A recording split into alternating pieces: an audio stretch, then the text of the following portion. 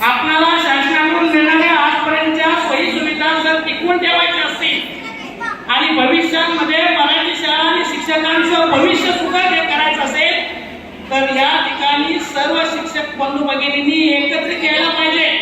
शासनाच्या चुकीच्या धोरणाच्या विरोधात संघर्ष केला पाहिजे। आपल्याला मी आवाहन करतो शिक्षक समितीतर्फे आम्ही आपल्याला अनेक प्लॅटफॉर्म बहुसंख्येने प्रत्येक ठिकाणी उपस्थित राहणं गरजेचं आहे मित्रांनो, त्याशिवाय आपलं भविष्य सुखद होणार नाही। आपण पाहतो संच मान्यतेचा विषय पहिला 30 पटाला 1, 60 पटाला 2, 1 ते 5 ला आणि 61 ते पुढे 90 पर्यंत तिसरा शिक्षक बसायचा।